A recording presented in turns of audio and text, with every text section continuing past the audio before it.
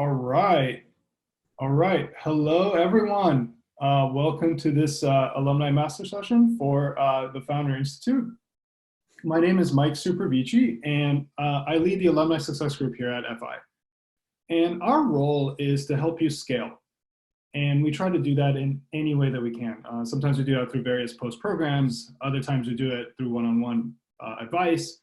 Other times we do it through alumni master sessions like this. And what an alumni master session is that we bring in an expert on a very specific topic that's very relevant to the time right now. And we bring them in and just basically like dive into their knowledge.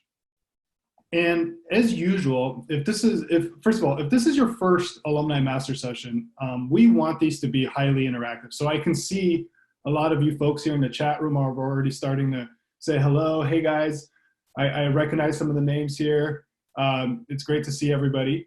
And we try to make these super interactive, right? And so if you have any sort of questions, for the guest, just feel free to put them in the chat, and I will definitely try to relay them. So that being said, I want to go ahead and introduce Adam, who's a top-rated mentor here at the Founder Institute, and we decided to say, hey, you know what, let's go ahead and bring you on to talk about this concept of operations, which is highly, highly relevant right now. So Adam, I'm going to go ahead and give this over to you. Thank you so much for taking the time to share all this knowledge with our community. Mike, it's my pleasure, and hopefully to the community. I hope it's valuable and a good use for your time, since as you'll hear in this presentation, being focused and using your time wisely is a critical element of startup success, and also being good at operations. So super briefly, about me. So I'm a 3-time founder. I've also invested in close to 40 different companies as an angel. And I was most recently doing product actually at Twitter. So a variety of different roles that I played in the past and a lot of different experiences. But one of the key ones that I've experienced in every single one of my startups, and actually my current company, AbstractOps, is really focused on, is how to automate and make operations far easier, because they take so much time, energy, and effort for startups to get operations right. And so it's tough. So hopefully this will help give everyone an overview of how to do it the right way and how to really think about it. So here's kind of the key starting point, right? I view operations as almost like a pit stop crew, right? So if you're a race car, if you're into race cars, I'm actually not a huge race car person, but I think I know what a pit crew is, right? They're the people who help make sure your car's running at full speed. You can never win a race unless you have your team making sure your car is running at full speed. So the wheels are in good shape, you're gassed up, you're ready to go. So you might be, your company might be the race car, you might be the driver, but you need your operations essentially around you to make sure that you are driving as fast as you possibly can and really can get to the lead. So that's sort of how to think about operations to start with.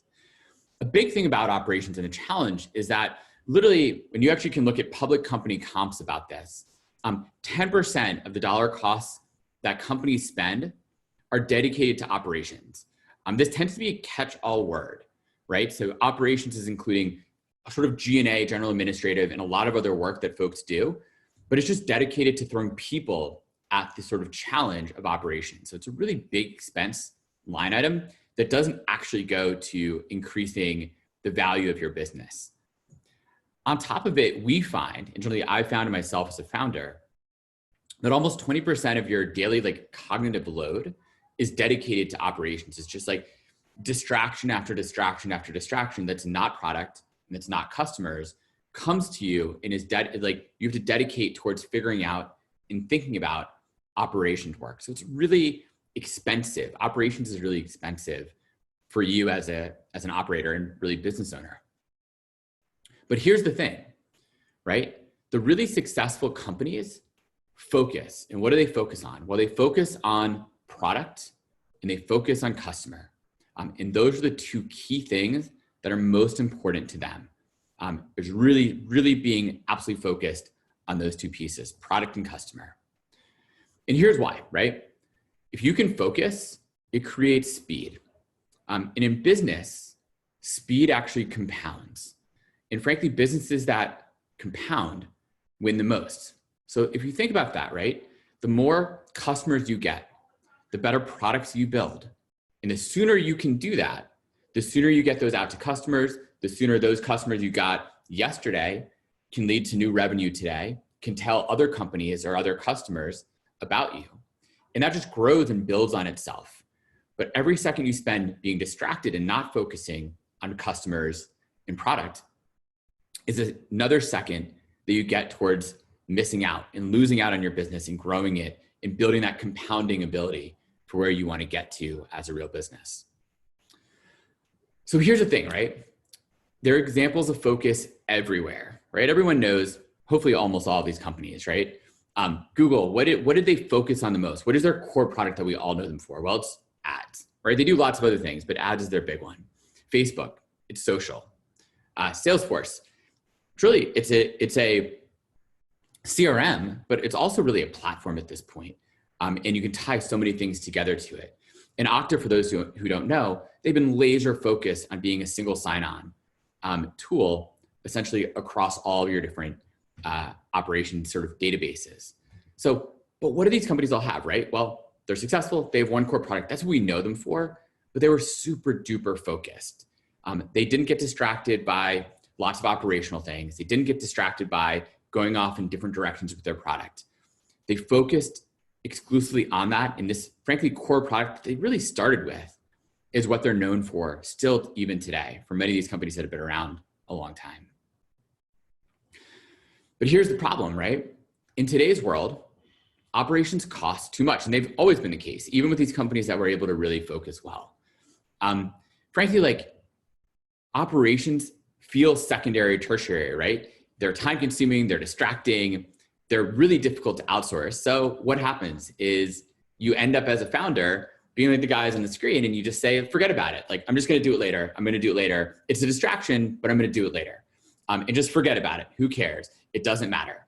And the big thing is like, these are also just part of why people just say, forget about it, is there's super high cognitive load. What we wanna get to is a world where you have like Zen, like true Zen and calmness, so you can get into this focused mindset, which will allow you to get into flow and start actually really building your product the way that you want. So that's the challenge, right? But because you want to move on and get to that focus level and you don't want to invest in operations, it could end up costing you a huge amount later. So actually one simple example here of how we try to keep ourselves focused, in fact, is actually at my company, AbstractOps. We do almost all of our phone calls on Thursdays. We try to schedule everything on Thursdays. And that's also a day for operations work and dealing with all the operations piece. The rest of the week is focused on product and customers. So even this is a little bit of a distraction since it's Friday morning, but I'm obviously making an exception for the FI team. But we try to stay really focused, just do all sort of distracting type phone calls with investors and other businesses on Thursdays, and everything else is focused on product and customers the rest of the week. So of course, like what are operations, right? I haven't actually defined that yet in this call. So what are operations? Well, operations, in a sense, is everything that's not product and not customers. A lot of other pieces fall into operations. So human resources, financial, insurance, vendors, like contract sort of data management, legal, regulatory, and what I call sort of run the business, RTB.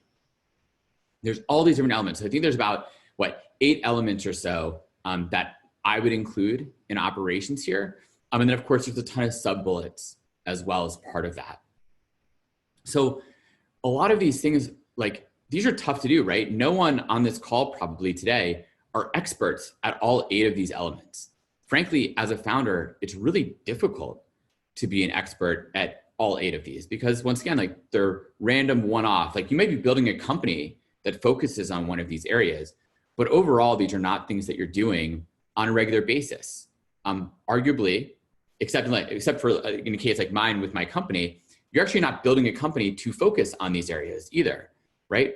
You started your business because you care deeply about building the great next SaaS platform or doing something in machine learning or creating the next great consumer product. You had a vision and an idea that you cared deeply about, and you wanted to go build your business to make that dream a reality and then get customers to use that product, right? That was why, at least all the companies I've started, that's why I did it. It's because I cared deeply about the idea and vision that I had. And getting customers was validation that that vision was real. And it was something really valuable and worthwhile. I didn't start those businesses to deal with these 8 different things in operations, but I had to deal with these issues so I could continue to run the business. So these are essentially, once again, like the key levers of operations overall. But why are operations super duper distracting? Well, here's the problem that I've had in my time as a founder, and probably all of you have had too in experience. Well, when you need to go figure out one of those 8 different elements, you start doing research, of course. That's what we do, right? We go online, start doing research. And of course, research leads to like a deep rabbit hole in many cases. It's like, well, I want to get the best credit card, or I want to get the best bank account, or I want to find the best lawyer. Well, what is the best? Well, you might talk to your friends, you might talk to your investors, you may even talk to your expensive lawyers. If you have lawyers, go talk to them and see what they can recommend, because you need to get this advice. And so you're doing this deep research on it. Is one issue why operations tend to be super duper distracting. They also happen to be really one-off tasks, right? This is, once again, not stuff you're doing on a daily basis. It's stuff you're doing on a every once in a while situation, right? Hopefully you start hiring lots of new employees as one example, but even then it's maybe once a week you're adding a new employee if you're really moving fast. So it's not something you're doing on a regular basis. On top of it, of course, there's also context switching, right? So if you're going from deep on customers, deep on product, and then suddenly it's like one of your employees is having some issue with getting their paycheck, that's a huge distraction. You need to go figure that out for them. And then you got to try to go back into your core work. That takes a ton of time. There's actually a bunch of studies out there that show the time it takes from when you get distracted to go back into the zone, get back into the zone and focus again on the core work that you were doing. It's something like 30 to 45 minutes of time when you get distracted from what you're doing to get back into it, because you get back in the zone, you get yourself set and go from there. And it's frankly very time consuming, which is why, once again, operations are really so costly. And then finally, like, to complete any task or initiative in many cases, it takes a ton of different tools to actually do it. So operations isn't just like, I'm going into Figma to design something amazing, which is like what a designer might do. They might go really deep on their design tool. Operations is, I need to go talk to 6 or 8 different SaaS tools, tie them all together and use me as a human API to tie all these pieces together to make a decision, right? If I have to figure out why my employee didn't get their paycheck, well, I'll go look at payroll. Then I might go look, did they have the right address? What did we have on file? There's a ton of different steps you'll do, and I'll show you one right now. So here's an example, right, of just the steps to onboard an employee. And by the way, these are some of the tools we might recommend you use in some cases. But like, think about this, just to onboard an employee, these are 10 steps. And it's actually, I'm skipping a bunch, frankly, in this because it got pretty long. But think about it, right? If you want to break these down, if you want to send a new employee an offer letter and confidentiality agreement, well, not only do you need to fill out that offer letter and fill it out the right way, you then need to send the confidentiality agreement to them, probably via email. You then need to make sure it gets executed, which, by the way, is something that so many companies miss. But you need to make sure it gets executed, right? Did this person actually sign their offer letter? And even more important, did they actually sign their confidentiality agreement? You then need to add them to payroll. Gusto is a fantastic tool there. Make sure you add their equity in their vesting schedule to your tool for that. Card is great. Pulley is another great tool. But also, frankly, like, we've seen because companies who do it on a spreadsheet. In some ways, it doesn't matter, but you need to track all of this. Health insurance, you can do that through Gusto, but you can also do it through a few different tools that are out there. So you need to make sure they get added to your health insurance. 401k, do you offer a 401k? I think you should. That's a whole different discussion, but like 401k, got to add them to that. Then you might want to issue them a credit card, right? And maybe you don't give them a physical credit card, but you might want to give them a virtual one just to go spend money on buying their own software that they might need. So you can create these great virtual cards with Brax as an example. You need to purchase them a laptop. You need to add them to all of your different software systems, Slack, Notion, 1Password, obviously Google. And then you might want to update your projections, right? You just hired a new employee. Well, that increases your burn and reduces your overall time that you have until you need to go raise money again. And And that changes everything. So like, there's a lot of different steps. Doing all of these can take a ton of time, especially if you want to do them right? So it's distracting, it's stressful. It's sort of moving the business forward. Like, you need to do this. You need to hire great people. But it's not directly related to product and customers. So here's like my best practice. If there's one thing that I would say is what we call dots. Like, don't overthink shit. Just don't overdo it. The simple thing is, there are so many great tools that are out there today that can help you be successful in running your operations. It's still a lot of steps. I mean, as my last slide hopefully made clear, even with amazing tools, you have a ton of steps you need to do, but you don't need to overthink it. Don't worry if you're not getting the perfect, absolute best credit card for your business or the absolute best bank account. Just get something in place. All the tools are fairly good, right? The competitive landscape has made these tools pretty successful and worthwhile, but don't overthink it. I have a bunch of more recommendations in this, but also I'd recommend checking out Signalfire's. They have a whole back office adulting guide. I know that link is sort of hard to read, but just do a Google search for that. They have a ton of great recommendations and explanations about sort of the back office operations that you might want to do. But once again, key thing, dots. That's what you should focus on. So here are a bunch of more best practices I'll go through a little bit. Banking, Mercury is a great bank. It's built for startups. It's easy to use and manage. They usually have a it's a high interest bearing account. It's very low right now, given the way the world has changed in 2 months. But it's a great bank to use for startups. They just know how to deal with the stuff we're dealing with. It's super cheap or basically free, I think, for wires and ACH, which is great. You can pay people. It makes it just really easy. Brex is a great credit card to have. Not only are you getting benefits, which is super important, not super important, but it's important. It's also, as I mentioned, easy to issue new credit cards for either different team members or specific tasks. So essentially keep a lid on your overall expenses and give people the freedom and autonomy to do what they need to do to run their business. On benefits, I'll just mention really quickly, I know so many companies that are just using their debit card from their bank as essentially their charge card for things. And while that's very safe in many ways, you're also missing out on huge amounts of benefits. So I know a number of startups that once they started using a credit card and started charging really everything to their credit card, they literally had benefits. One of the companies I know was doing all their advertising on their credit card.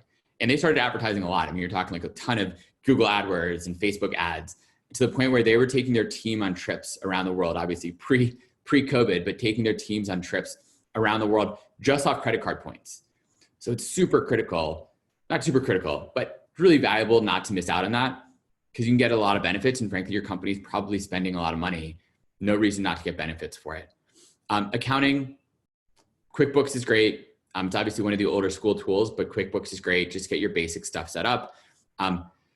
Pilot is a good tool for helping with bookkeeping. There's a lot of sort of outsourced ways to do it for even less than Pilot as well. I really recommend that people spend a little bit of money, use a tool called OnPlan. They're great if you want to build out a financial model and figure out what your projections might look like in different scenarios. Frankly, a lot of companies, especially when you hit a Series A, end up hiring an outsourced CFO to build them a financial model that costs $10,000 to $20,000 you'll spend for a CFO to build it out for you. I always thought that was ridiculous, because the CFO, in many cases, just like your lawyer, is taking literally just an off-the-shelf model that they built before, tweaking a few formulas for you, for your business and who you are, and then giving it to you and charging you $20,000 for the privilege. So I think that's ridiculous. But your Series A investors will probably require you to have this in place.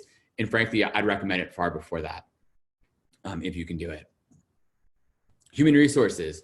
We talked a little bit about this previously, but Gusto is great for startups. They just make things really easy. As you get bigger, there are a lot of different payroll providers who we would recommend otherwise, depending on your size. But Gusto is a great one early on. 401k, human interest is great. Full disclosure, I'm actually an investor in them, but they're a great 401k tool for startups and small business. There is a cost, but frankly, it's fairly low. And I think I really believe in people saving up for retirement, and it's a great thing to offer as a benefit to your employees. I wouldn't say you should match, by the way, to be very clear. I don't think for an early stage company, they should be matching employees' 401ks, but you should give employees the option of using a 401k as a way to keep themselves ready for retirement, right? It might be a long time in the future, but they'll thank you for pushing them in that direction. And I certainly believe that happy and secure employees equals really productive employees. If you feel safe in your job and you feel good about the way things are run in the operations, it will lead to more productive employees who aren't stressed and worried about, are the operations going the way that I expect or hope? Everything else. So there's a ton of other things. And frankly, some of these could still be a great startup idea, by the way, but high quality legal counsel. Well, people probably remember Atrium. It just failed about 2.5 months ago. They tried to tackle the legal side. Legal is really tough. I actually used to work in legal tech. It's pretty tough to be successful there. But the key point here is high quality legal counsel does not mean expensive legal counsel. So as an example, at AbstractOps, my company, our main corporate lawyer is fantastic and he's $250 an hour and he's great. He's probably gonna raise his rate soon, but he's great. And he came from a big firm. He just didn't want to work at a big firm. And we know who we're getting versus if you go with a big firm in many cases, you might once in a while talk to the main partner, senior partner, who probably charges $1,000 an hour, but then they're going to give you to an associate who's 1 year out of law school, who doesn't really know what they're doing, who you're going to hope will give you the best advice. I don't know. I'd be worried about that. As a former lawyer myself, I've seen that. Key thing, keep track of all your docs. If nothing else, please keep track of your documents. At the basic level, that means just giving them a good title, right? Say offer letter to the person's name, say safe with the investor's name. Just make sure you have a good title so you know exactly which doc, and say it's executed, right? This is the executed version. It's not, and so it forces you to double check that this actually got executed. No matter what, just title things correctly, because you're gonna need to have this as organized as possible when you go through your next round of fundraising. You need to have a data room. I know so many companies that take weeks, literally it's weeks of the founders and their core team's time to build up their data room just because they didn't take the few seconds to tag things the right way. They didn't label things correctly, and they're scrambling to find documents in email. Like they're searching through Gmail, looking through their doc stores. They don't even know what things are titled, so they're trying to look by date. It can be crazy. Don't do that to yourself. Title things the right way. Put a date on everything. Obviously, even better, store it in Google Drive, Box, whatever you use, it doesn't matter. But create folders. These are my folder for my investors. These are my this is my employee folder. Things like that. Regulatory. It's challenging and tough to deal with because people are starting their companies obviously in lots of different states, and there's different rules and regulations everywhere. Just make sure you register where you are and make sure to open your mail and read your mail, and then pay your taxes when they're due and follow through on all the requirements that come in. Vouch is great, by the way, for insurance. I recommend for early stage companies, get liability, cyber, and errors and omissions, is what it's called. For themselves in cyber, not everyone needs, but most startups nowadays are having some level of personal data. So it's always good to protect yourself in case you get hacked. It costs, let's say, it depends on the company, but $2,000 to $3,000 a year for most of those, if you combine them all. So it might be a little bit more if you combine it, maybe $4,000 a year. But it's insurance, and the definition of insurance is pretty straightforward, right? You hopefully hope something never happens, but if something does, you want to be insured because it could otherwise destroy your entire business, which would be a terrible outcome. So it's worth getting insurance. It's now really easy to do. Vouch does a great job. So here's the problem. Like, what if you get it wrong and you get your operations piece incorrect? Well, you will. We all do. We all have. But speaking of, sort of hinted at this issue, right? You're raising your A. You have a great potential investor, and they were going through your docs, and they found that a former employee, so someone you fired, didn't sign their confidentiality agreement. That's a real big problem, because now you have to go begging to the former employee to retroactively sign their confidentiality agreement. You fired them, they probably dislike you, and you need to beg them basically to sign this so that the new investors don't feel like there's some liability hanging out there that they can't kind of validate and put a metric on. So try to get this stuff done right up front so you don't make errors overall. You might still, but the more you can avoid and the more time you can spend focusing on it without getting distracted, right? This is the trade-off, the better you are. So what about COVID? Well, like this is obviously changing the world and it's a question for every presentation nowadays. I hope everyone listening on this call is obviously healthy and safe, as is their families. Assuming you are, use this actually as an opportunity. Use what's going on in the world to become smarter, to focus better, to reduce your overall burn if you can, and there's ways you can do that. Go virtual, right? Find the best people wherever they live. Extend your team with tools and services, which are so many great, there's so many great tools and services that you can outsource that will reduce your overall need to spend a lot of money to take care of, let's say, even a lot of these things that we're talking about, but also can extend your team and really get you the best people who know what they're doing for a relatively low cost, right? That is a real opportunity in the world that we're living in today. Is you don't need to find the best local people who might be expensive, especially if you're in the Bay Area, but you might be able to find the best people wherever they live. So here's the thing, right? Don't be a human API, right? Don't be the connectivity tissue across all your operations, right? Humans, us today as founders tend to be that human API. Everything is coming through us and we have to try to connect it in our heads, right? Those dozen plus tools, and you're trying to connect all those tools. So don't be that human API. Don't be that center of everything, right? Founders have a tendency to want to have that control and be that central location and understand, I want to know what's happening in all parts of my business. Here's the thing, you don't need to do that. You should actually be able to find experts, right? An outsourced COO, outsourced CFO, outsourced CMO, CTO, CRO. Your outsourced lawyers, they're like the first outsourced group ever, right? No one ever thinks I'm gonna do legal myself. You outsourced it immediately. Why not do that for almost every other part of your operations? That once again is not your core competency, right? So really not product and not customers. Why not do that for all of those? And some of those, once again, even for you, it might still be worthwhile to outsource for a CRO or a CTO. Frankly, tools exist for many of these, or there are many services you can get out there to get going with lots of this. Here's the thing, right? Founders' time is so valuable, as of course, cash that you have in the bank. You do need to be the final decision maker. Thinking about the last slide, you do need to be the final decision maker, but you don't need to be the center of every single thing. That becomes overwhelming and reduces your ability to be successful.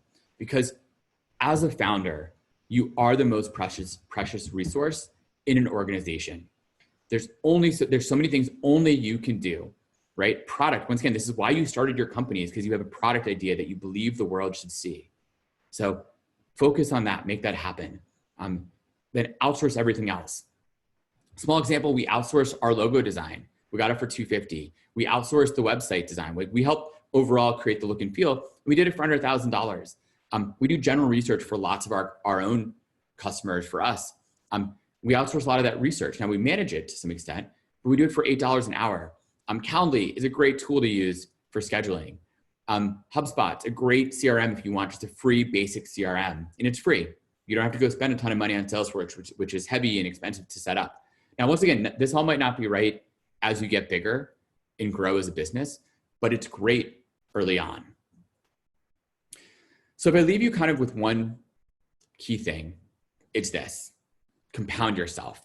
The key beauty of compounding, and I talked about this a little bit at the beginning, so I want to kind of end where I started, right?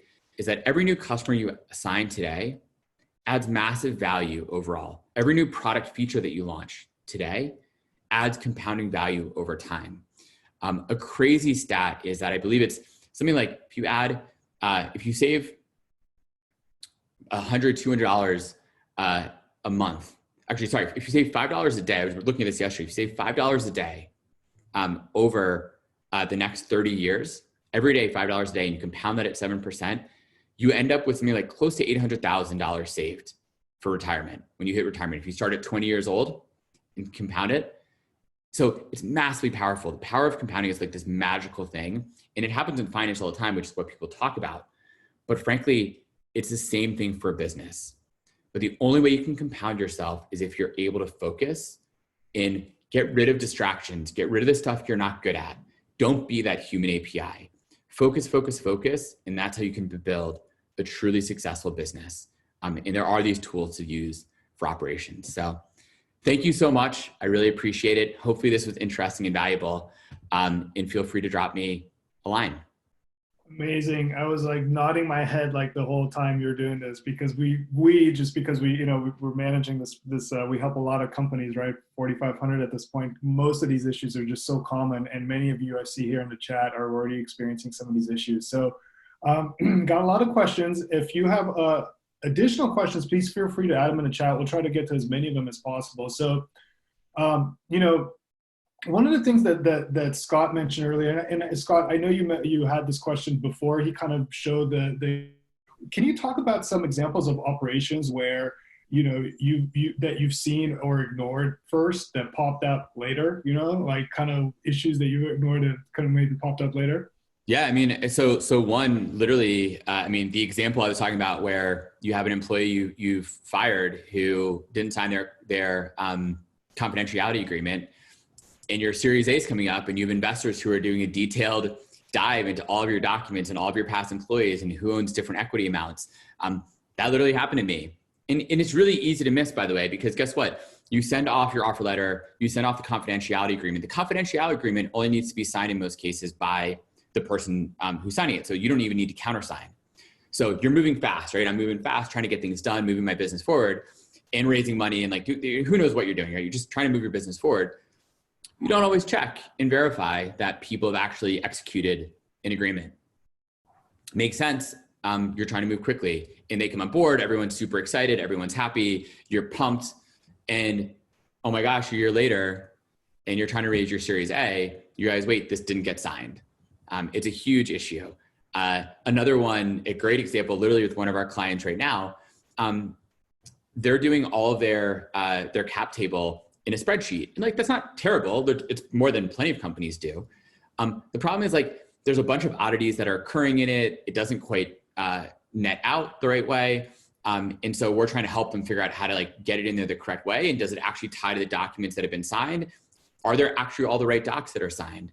Like there are people on their cap table who get equity who we don't have docs for that we can find. So clearly like at some point, somebody was promised some equity. Did they actually sign the doc? Did that happen?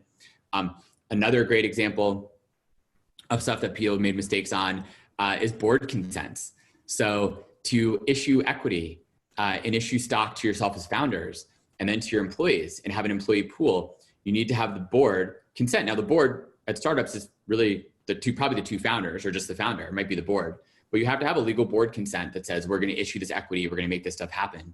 And if you don't do that and you miss it and wait 2 or 3 years, you can still do it retroactively and have your vesting happen. But guess what? The value of your company 2 or 3 years later is way different, which means the tax implications for you is far higher. Instead of issuing equity to yourself when it's at 0.001 cent, which means like 10 million shares is worth $10, which means you can purchase it for essentially nothing, right? If you own 50% of the company, it's $5 to purchase your 5 million shares. Well, first off, there's no tax anyways, because the price hasn't gone up. But now a few years later, if you want to purchase your equity, you have to purchase it at fair market value. And a few years later, your company's up and running, fair market value, much different. You need to get a 409A. There's lots of costs that go into it. And those are things you don't want to miss if you can help yourself. So there's some examples. Lots of questions about outsourcing, right? Looks like Marcelo asked one, Kanya asked one as well. So first one, when is it worth it to start outsourcing operations, and when should operations be internal? Yeah, totally. So full disclaimer, I'm biased. I didn't really talk about my company, AbstractOps, but our whole goal is to help startups outsource operations. It's really what we focus on. So I am biased about that, but I really do believe, as a 3-time founder, and once again, seeing 40 plus companies that I've invested in go through this, the sooner you can outsource your operations, like you could start doing it from day one. So an example, by the way, of that, if you want to register your company, well, a few years ago, to do that was really tough. You had to get lawyers, you had to do all these things. It was really hard to do. Now you can outsource it to Clerky or to Stripe Atlas. and they just get you going really quickly. So literally from day one, you can start outsourcing. Arguably you should. You shouldn't be doing these registrations yourself if you can help it. Use tools like Clerky, use Stripe Atlas early on. Use a company, once again, like, sorry to be biased, but like use something like AbstractOps. We can help you like take care of all of these things and make sure you don't make these mistakes, and just get it off your plate. I don't think there's a lot of value. And once again, founders may have a different disagreement, but I really don't think there's a lot of value in you as a founder understanding or becoming an expert on any of the tools that I mentioned that encompass operations. There's no reason why you need to be the expert at HR, the expert at finance, the expert at legal.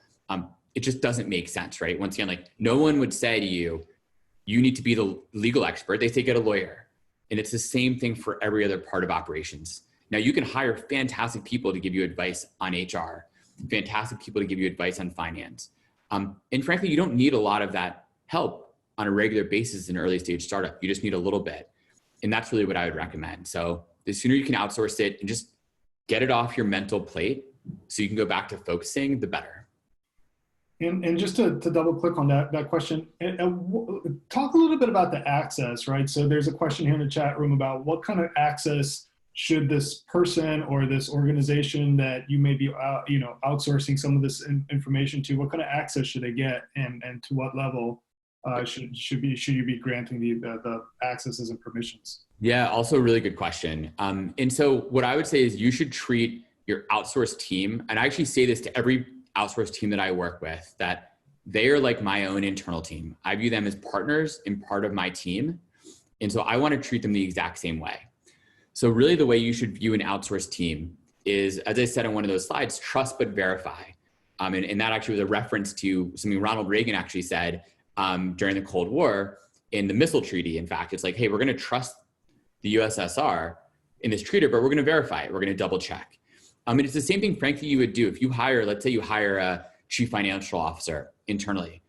You don't know who they are, right? Maybe they came from a recommendation, you spent some time interviewing them, but you don't really know them. They come on board, they've signed a few docs, and now suddenly you've given them access to your bank account, your credit cards, all these things.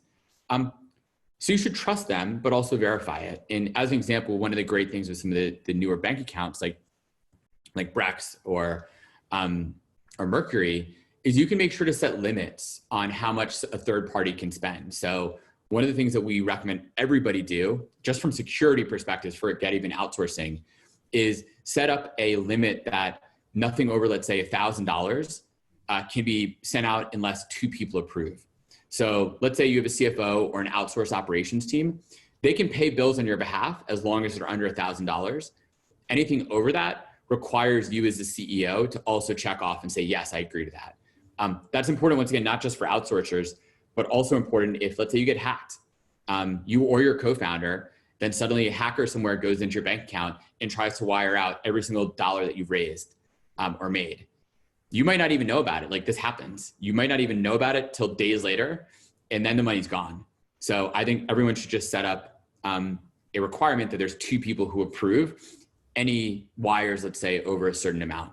So high level, basically, trust but verify. You need to give your team access. You need to let them trust. You're gonna need to trust them to do their job and do it well.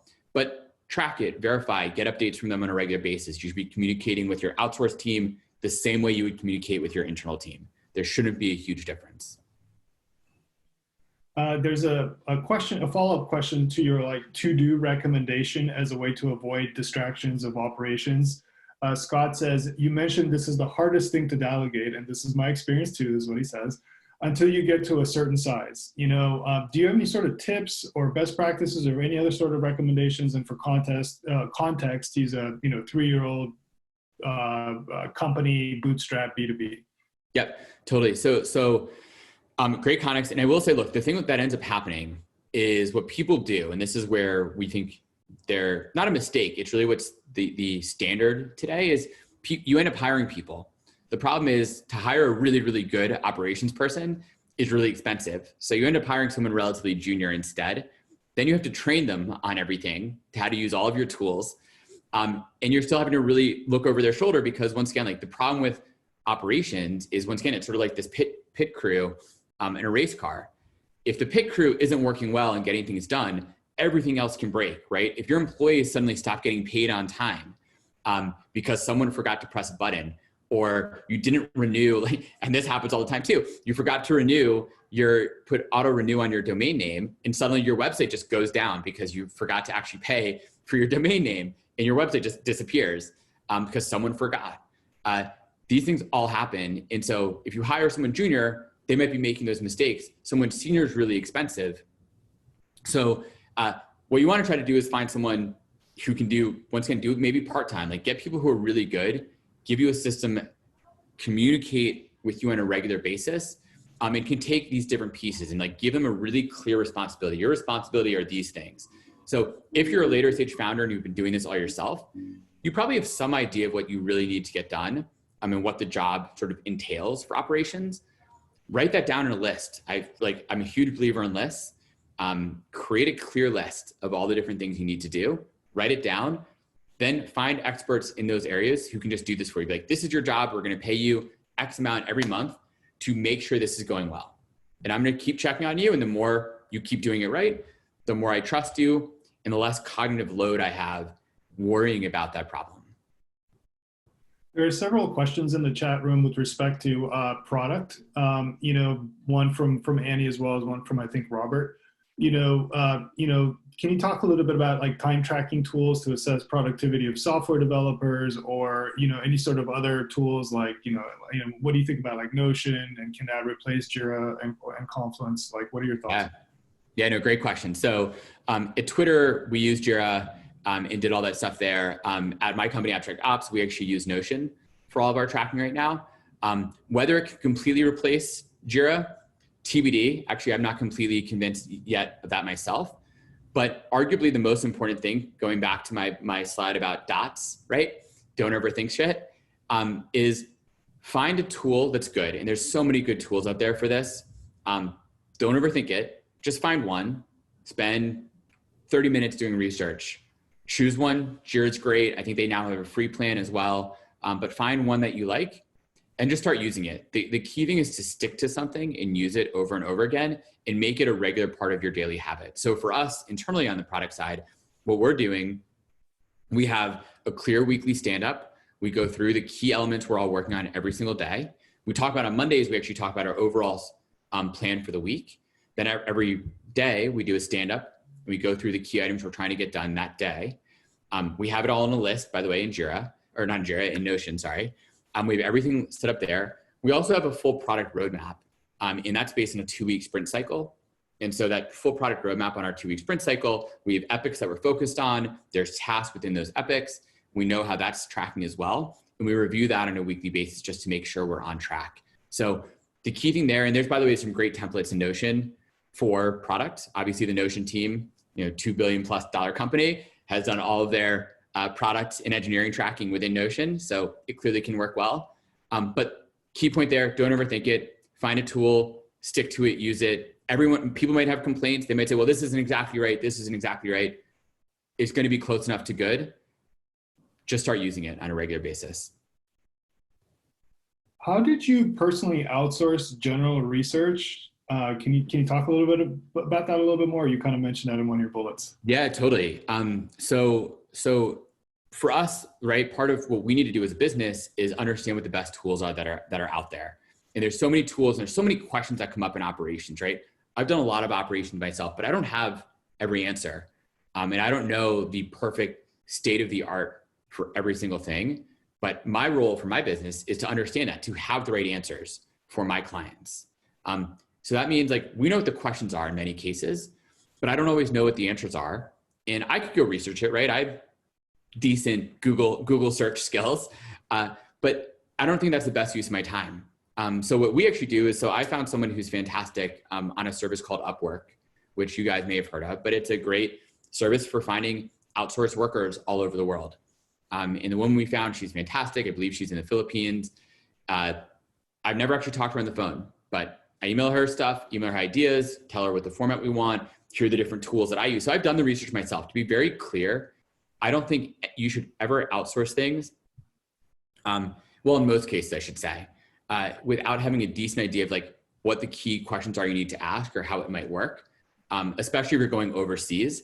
where you really need to be specific. So there's different types of outsourcing, I should say. Like if you're hiring a CFO or obviously a lawyer, that's work you maybe don't understand, but you're paying for someone who's pretty expensive who can think autonomously about the topics. When you go for fairly low cost overseas help that maybe doesn't have as much experience, it does take more time to manage that resource. So you need to be pretty specific. Hey, like this is what I did. Here's my example for research. So I literally did a lot of the research ourselves and my team, and I did actually, did the research, sent our woman an example, and gave her an idea of what we were looking for. And she can now run from there. And I totally trust her. I give her feedback when she sends stuff over. And literally it's great. That expands this scope of my team so quickly because I can send her something on Monday night, which is her morning. And when I wake up the next day, it's complete and it's ready to go. And literally now my company, we're a small business. We now basically can run 24/7, which is amazing. Can you talk a little bit more about compounding value and how it's applied to operations?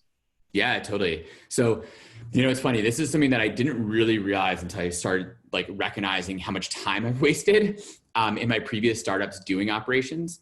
And frankly, what makes companies the most successful. So the founders, if you look at the founders who are the most successful, right? Elon Musk, I'll just use as another example of someone who everyone sort of publicly knows is incredibly, incredibly focused. He just goes straight at a problem and just deals with it and focuses on it nonstop. And that insane focus is arguably one of the key reasons why SpaceX and Tesla have been so successful, because he's been able to focus with such level of depth. It sounds like someone who's going to start doing some gardening or cutting the grass outside. But hopefully you guys can hear that. But so really like the idea of compounding, hopefully everyone gets the overall idea, which is like literally compounding is magical.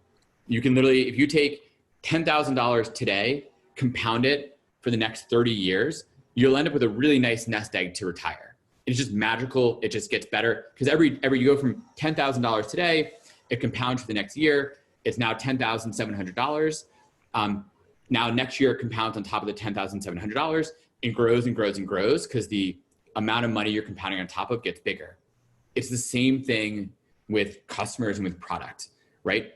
If I can launch a new product, part of my product today instead of a month from now, those are more customers I can get feedback from sooner.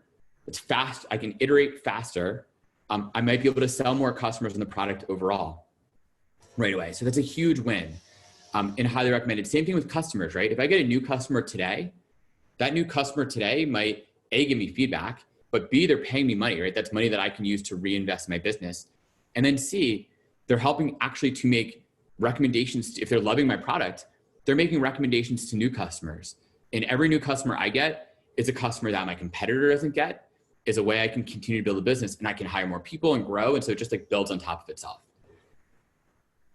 Lauren asked, you said you take about a day a week on ops. Do you have ops routines done weekly, monthly, yearly? How do you do revenue ops routines? Yeah, so we do. So we try really hard to have, I'm a huge believer, and this isn't easy to do. This is something that we're focused on ourselves as a company because we're focused on actually making operations a lot easier for everybody, is literally building something, a book, by the way, everyone should read. I highly recommend it, something called the Checklist Manifesto. It's all about having checklists to do certain tasks. So in the end, for operations or financial operations, there are a bunch of steps you need to do to take care of paying a vendor, paying an employee, updating your metrics for where you want to go and your projections. There's a bunch of steps you need to do. Now, once again, the reason you want these steps, and it's the same thing, a great checklist example is when you go to fly in an airplane, right? The pilots are going through a checklist, right? Boom, boom, boom, boom. That's how they fly the plane, is by a checklist. And they do that all the time. But the reason you have a checklist is so that you don't miss things when there's issues that you don't deal with on a regular basis. So in a bad plane situation, if there's something dangerous going on, that's a situation pilots don't deal with frequently. And guess what? They have a checklist for how to deal with it. The reason is because they don't deal with it frequently. They're not going to remember all the key steps, and they shouldn't have to, because their focus is on flying the plane safely from point A to point B. And that's what they should be focused on a regular basis. Same thing with the startup. You're focused on growing your business. and growing your product and making it better. The rest doesn't really matter until something comes up, until you need to update your financials.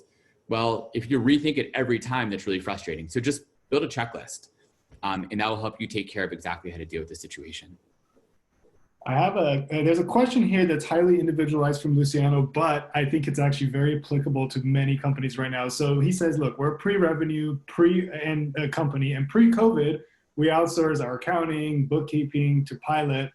But now we're trying to reduce costs, so we stopped all spend to preserve money, right? So what do? Do you think we should still keep our pilot subscription in this case? I don't know, take that however you want, maybe talk about it like individually, but if you could talk about it generally, because I'm sure a lot of companies are kind of dealing with this issue right now as well. Yeah, totally. So look, Luciano, it's a great question, and obviously it's a tough time. I'd say in the end, the most important thing for a startup is having cash in the bank. So you need to see, like, if you run out of cash, your business stops existence, in most cases at least, right? Unless you can just keep affording to run it yourself for no money and not have a salary or anything else, which means you're essentially still funding it out of your own personal bank account. But I would say focus on cash first, right? You need your cash so you can build your product and get customers. You can go back, and it's expensive to go back and retroactively fix your books, but you can do that. Right? I'd rather stay alive to fight another day than run out of money because I have books that are in really good order. So in the end, keep your cash, preserve your cash so you can fight. Everything else can be fixed. It's not ideal. It'll be more expensive, but I'd rather that than die. Okay, couple questions here with respect to outsourced teams. So Rebecca asked, what percentage of your time is it reasonable to allocate to managing your outsourced team? And Naz has a question: at what stage of growth, revenue-wise, is it recommended to hire people to manage those outsourced teams? Yeah, so I think percentage of time to allocate. So we look at it as if you're spending 20% of your time just dealing with operations, you should spend 50% to 75% less managing those people. Now, there might be a slight upfront cost if you need to get things set up, find the right team. But once you do that, they should be doing their job and doing it well. If they're not, that means you either didn't explain things well to them or they're not really good at their job. But it should dramatically reduce the amount of time and mental energy, sort of cognitive load that you have to spend on that area and topic. So you should be dramatically reducing your cognitive load by outsourcing this work. And if you're not, then you're not doing it the right way. As for size and what size you kind of should think about for when you should hire someone, truthfully, I think teams, if they're doing outsourcing the right way, they probably don't need to hire people to really manage their operations until they're 20, 30, 40 employees. You should not be having to spend, in our view, companies do this today, but if as an example, if we do our job right, companies should not be spending 10% of their overall employee expense on operations. So if you have a 20-person team and you're similar to all the publicly traded companies that are out there in the world today, that means 2 people are going to be dedicated to operations, right? That's expensive when you're still small at 20 people and you're trying to grow your business. It's really expensive to have 2 people dedicated to that. So I would say outsource for as long as possible, set up repeatable systems that are low cost and that work, and have a checklist, or hire teams that might be really good at it. And then don't worry about it. So you shouldn't have to hire people to deal with operations in a big way till you get to be fairly large. And even then you hire a chief operating officer who can hopefully just manage the outsourcers. And really their focus as COO is more on strategy and growth and in overall operations, not on dealing with the one-off tasks. The problem that most people have is these one-off tasks that you don't deal with regularly, like hiring an employee and onboarding and offboarding an employee, are time consuming. There's no reason you should be paying an expensive COO or CFO to deal with that stuff. That is easy stuff you can outsource. You should be hiring these really smart, expensive people to deal with big questions that really move the business forward. There's also kind of a quick follow-up here in the chat from Stian that's very relevant to what you just talked about. So basically he's saying, look, hiring and outsourcing is a cost to your business, and especially if you're not making money. So did you use your funding, or do you use your funding, or did you do everything yourself before cash flow? And how do you manage that? Yeah, I mean, totally. So, excuse me, the way to think about it is Um, and this is the trap founders fall into on a regular basis, which is I want to be sort of penny wise and pound foolish. And that's the dangerous trap. And I've done this many times myself. I like to be frugal. But so what ends up happening in many cases when you're trying to be frugal is you end up saying, well, I'm going to save an extra $1,000 a month because I'm going to be this human API and I'm going to deal with all the operations pieces. Well, if that costs you 10 or 20 hours a month to deal with all these things, just to figure it out, make sure it's working right, making sure you're not making mistakes, that is a huge drain and sort of like an anchor holding your entire business back. So if you can spend $1,000 or even $2,000, which seems like a lot, right? Like as an early stage founder, like that's a lot of money to spend every month, right? That's a lot of money to spend, 12 grand plus a year. But if you can do that, and it means that you can talk to your customers more often, that's a huge win. And I think that's a huge way to go. So kind of my key point really is like, don't be penny wise and pound foolish. The things you should be spending your time on are product and customer. Outsource the rest, even if it costs you some money. Like, once again, if you're going broke and have no money, then that's like preserve that cash. But if you have some money in the bank and you have enough for, let's say, the next 12, 18, 24 months, saving that extra $1,000 is not going to change your business. Getting that next customer or getting that new product feature out actually might save the business. Like, that's the real key thing. An extra 12 grand, if that will do it for your business, that's the different issue, but like, it probably won't. What will do it is getting that customer, getting that product feature out. Awesome. Final question. We're running out of time here, so I'm going to give you this final question. Can fundraising be outsourced?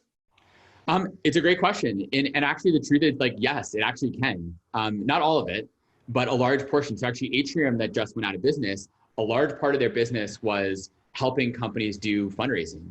And companies were paying Atrium 20, 30, 40, 50. I know of companies that paid $200,000 to them to help with like outsourcing a lot of fundraising. And why do you do that? Same reason you do it for all the stuff we've just been talking about.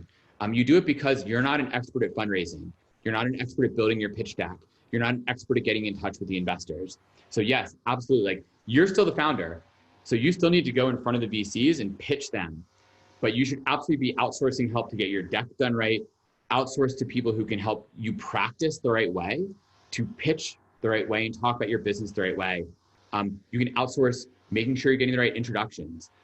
All of this costs money, and there's different ways to do it for a relatively actually decent price and not the amount that Atrium was charging.